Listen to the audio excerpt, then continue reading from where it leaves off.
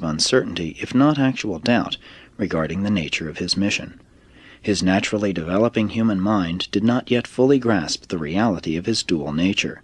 The fact that he had a single personality rendered it difficult for his consciousness to recognize the double origin of those factors which compose the nature associated with that self-same personality. From this time on, he became more successful in getting along with his brothers and sisters. He was increasingly tactful, always compassionate and considerate of their welfare and happiness, and enjoyed good relations with them up to the beginning of his public ministry. To be more explicit, he got along with James, Miriam, and the two younger, as yet unborn children, Amos and Ruth, most excellently. He always got along with Martha fairly well. What trouble he had at home largely arose out of friction with Joseph and Jude, particularly the latter. It was a trying experience for Joseph and Mary to undertake the rearing of this unprecedented combination of divinity and humanity, and they deserve great credit for so faithfully and successfully discharging their parental responsibilities. Increasingly, Jesus' parents realized that there was something superhuman resident within this eldest son, but they never even faintly dreamed that this son of promise was indeed and in truth the actual creator of this local universe of things and beings. Joseph and Mary lived and died without ever learning that their son Jesus really was the universe creator incarnate in mortal flesh.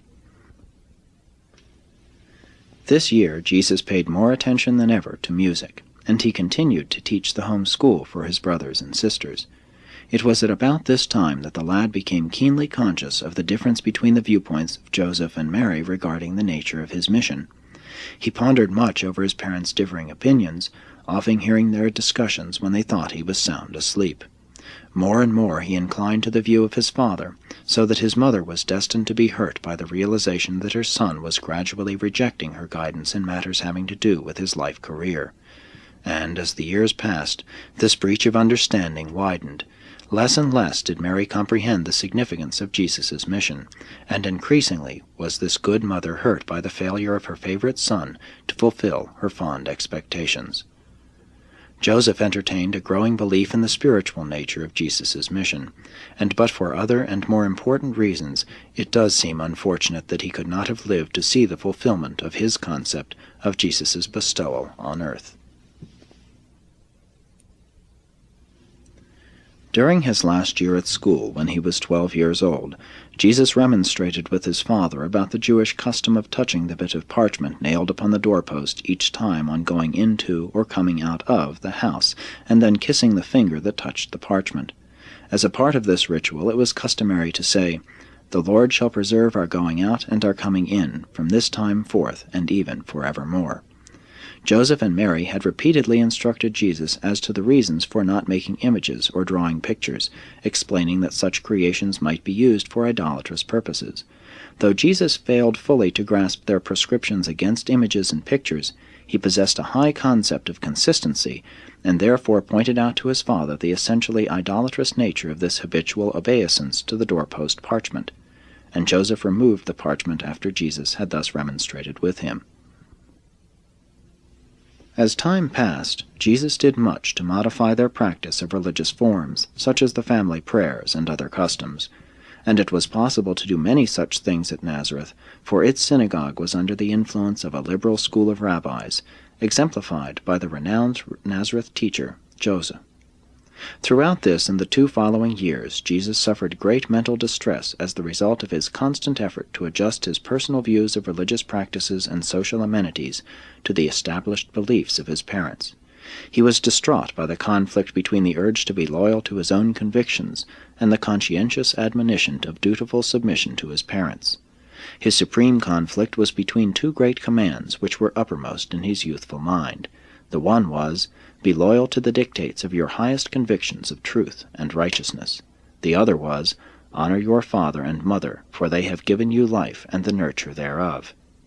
However, he never shirked the responsibility of making the necessary daily adjustments between these realms of loyalty to one's personal convictions and duty toward one's family, and he achieved the satisfaction of effecting an increasingly harmonious blending of personal convictions and family obligations into a masterful concept of group solidarity based upon loyalty, fairness, tolerance, and love.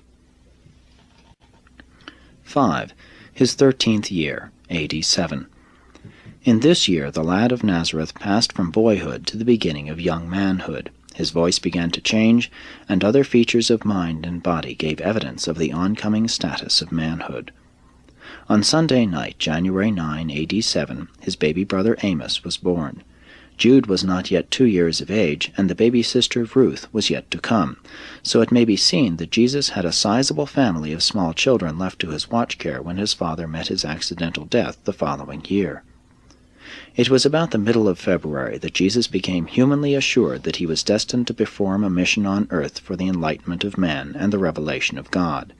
Momentous decisions, coupled with far-reaching plans, were formulating in the mind of this youth, who was, to outward appearances, an average Jewish lad of Nazareth.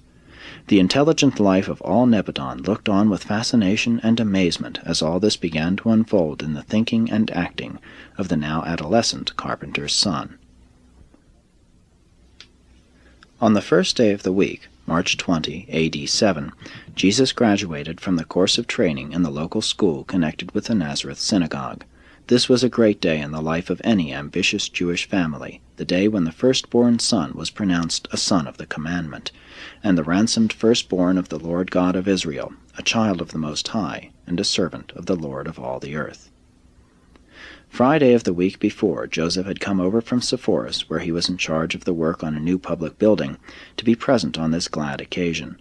Jesus' teacher confidently believed that this alert and diligent pupil was destined to some outstanding career, some distinguished mission. The elders, notwithstanding all their trouble with Jesus' nonconformist tendencies, were very proud of the lad, and had already begun laying plans which would enable him to go to Jerusalem to continue his education in the renowned Hebrew academies. As Jesus heard these plans discussed from time to time, he became increasingly sure that he would never go to Jerusalem to study with the rabbis. But he little dreamed of the tragedy so soon to occur which would ensure the abandonment of all such plans by causing him to assume the responsibility for the support and direction of a large family, presently to consist of 5 brothers and 3 sisters, as well as his mother and himself.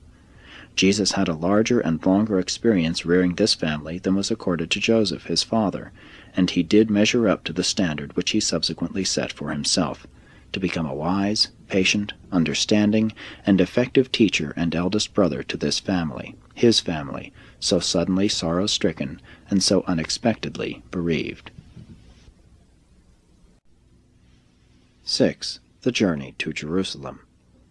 Jesus, having now reached the threshold of young manhood, and having been formally graduated from the synagogue schools, was qualified to proceed to Jerusalem with his parents to participate with them in the celebration of his first Passover. The Passover feast of this year fell on Saturday, April 9, A.D. 7. A considerable company, 103, made ready to depart from Nazareth early Monday morning, April 4, for Jerusalem. They journeyed south toward Samaria, but on reaching Jezreel they turned east, going around Mount Gilboa into the Jordan Valley in order to avoid passing through Samaria. Joseph and his family would have enjoyed going down through Samaria by way of Jacob's Well and Bethel, but since the Jews disliked to deal with the Samaritans, they decided to go with their neighbors by way of the Jordan Valley. The much-dreaded Archelaus had been deposed, and they had little to fear in taking Jesus to Jerusalem. 12 years had passed since the first Herod had sought to destroy the babe of Bethlehem, and no one would now think of associating that affair with this obscure lad of Nazareth. Before reaching the Jezreel junction, and as they journeyed on, very soon on the left they passed the ancient village of Shunem, and Jesus heard again about the most beautiful maiden of all Israel who once lived there, and also about the wonderful works Elisha performed there. In passing by Jezreel, Jesus' parents recounted the doings of Ahab and Jezebel, and the exploits of Jehu. In passing around Mount Gilboa, they talked much about Saul, who took his life on the slopes of this mountain, King David, and the associations of this historic spot. As they rounded the base of Gilboa, the pilgrims could see the Greek city of Scythopolis on the right. They gazed upon the marble structures from a distance, but went not near the Gentile city, lest they so defile themselves that they could not participate in the forthcoming solemn and sacred ceremonies of the Passover at